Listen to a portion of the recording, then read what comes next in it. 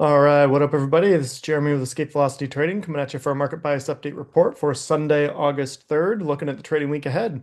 Before we dive into the charts, looking at last week's trading, if I highlight here, you can see these 12 trades were the trades that I locked in this past week. Ended up having 11 wins and one loss for a total of $8,914. And you will notice looking at this that these are not futures trades. These are mostly option and long stock trades. In the last couple of weeks, I've basically been talking about the fact that the market itself has just been kind of grinding, stuck in a little bit of a trend, and then had a breakout but showed weakness that I posted in our Facebook group on Wednesday that I did not like the look of.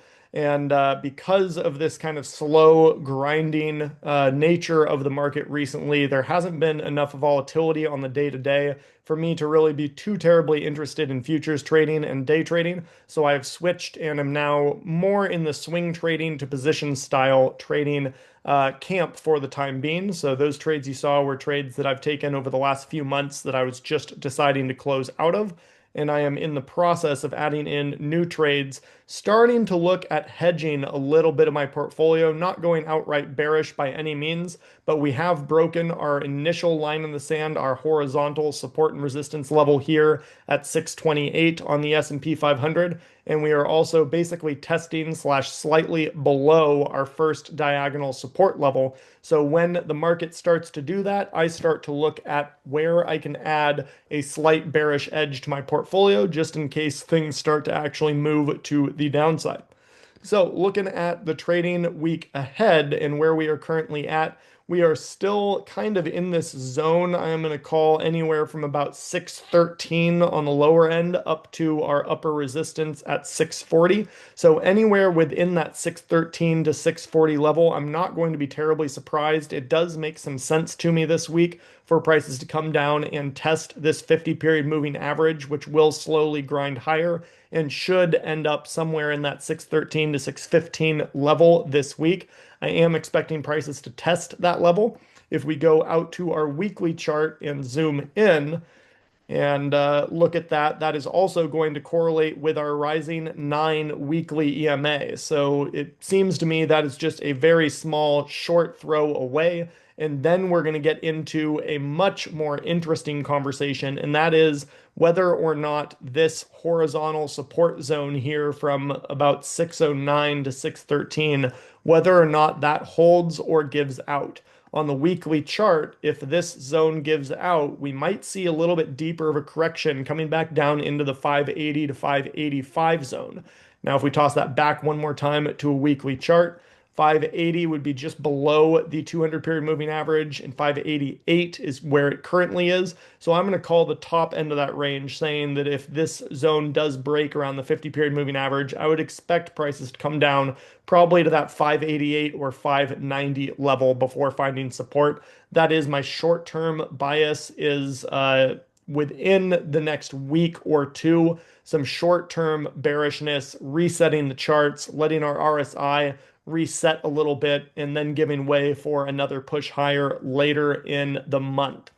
Going out to the triple Qs, basically the exact same analysis here. We've broken down over our short-term moving averages. We've broken our slight diagonal trend line there and our little horizontal support from right there. And again, targeting down to the 50-period moving average here, and then probably down to around 523 or 524 on the downside for the triple Qs.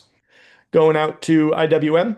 IWM got hit a little bit harder and tried to fight back up, but still closed below our longer term 250 period SMAs.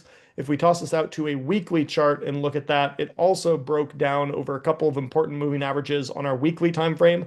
To me, it makes sense to see this come down into the 205 or 206 zone on the weekly chart, and that would correlate to down in the range of this previous support and resistance zone here on the daily chart from back in the beginning of May. So a little bit more room to the downside potentially on IWM than the other two, but again, not overly bearish on any of these positions, just looking at them as short-term hedges potentially to the rest of the market.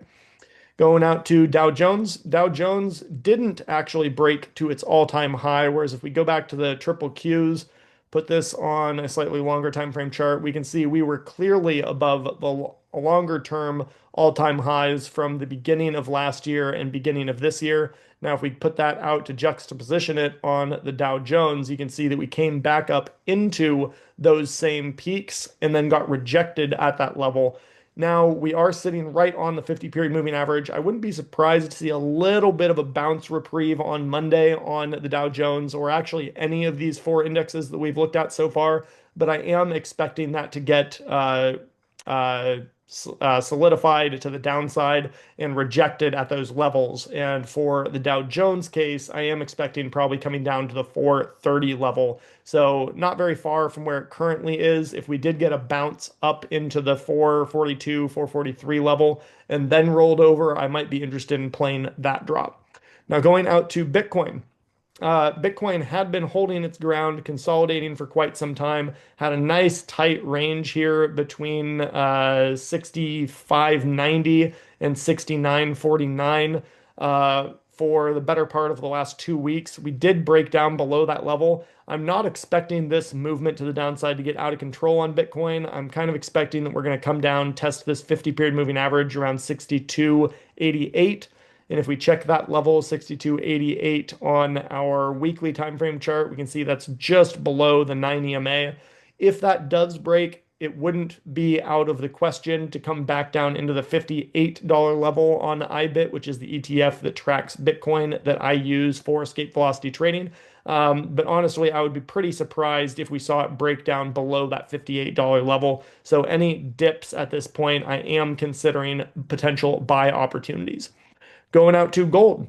Gold has been in a wedge pattern here for quite some time, this ascending triangle with a horizontal top and a slowly increasing support level. It did break down after Wednesday last week with the Federal Reserve announcement. The market kind of puked up on that announcement, and then it did regain that support level. So right now we are within the support level of that pattern, even though it temporarily did violate it.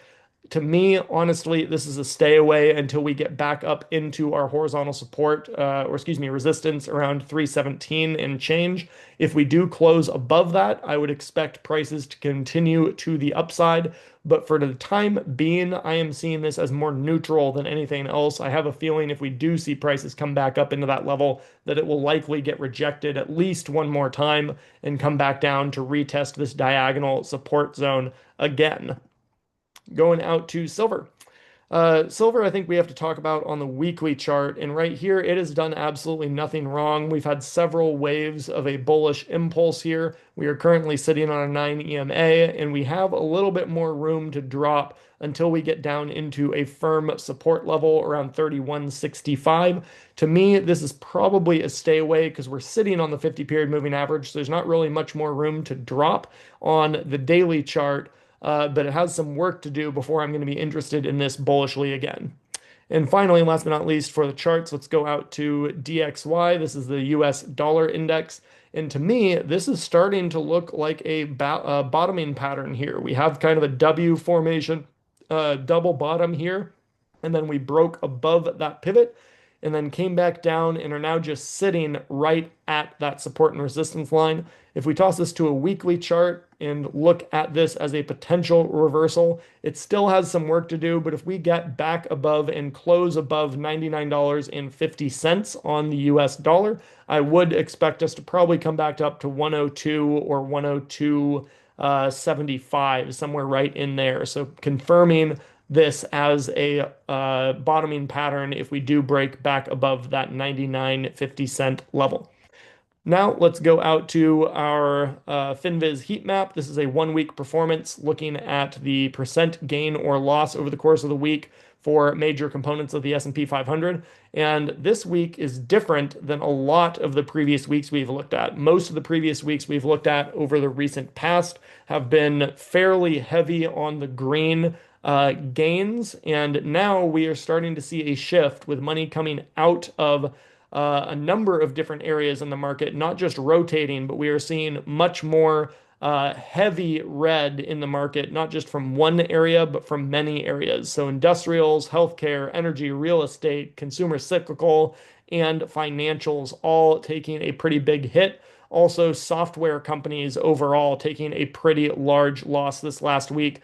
And honestly, I am attributing this not only to the Federal Reserve announcement this past week on Wednesday that the market didn't like, but it also seems to me that even decent economic reports for this earnings season are starting to get punished. Even when companies beat expectations and raise forward-looking guidance, they are starting to gap down on that news. So that is telling me we are just over our skis in the marketplace, and the market needs some time to chill out a little bit. This isn't a sell everything moment, but it is a little bit of a price adjustment from where we have been, and I'm expecting that to continue for at least the next week or maybe two. Finally, going out to our Forex factory, looking at the economic data coming out this coming week. We have one report on Tuesday, the 5th. That is our services PMI data. And then Thursday, the 7th, we have our unemployment claims. I'm honestly not expecting either of these reports to rock the market much one direction or the other, but it is important to know of these important events coming at us this trading week. So as always, guys, let me know if you have any questions. Hit me up in the comments and hit me up in our Facebook group if you want to chat or have any questions that I can help you with. Talk to you next week.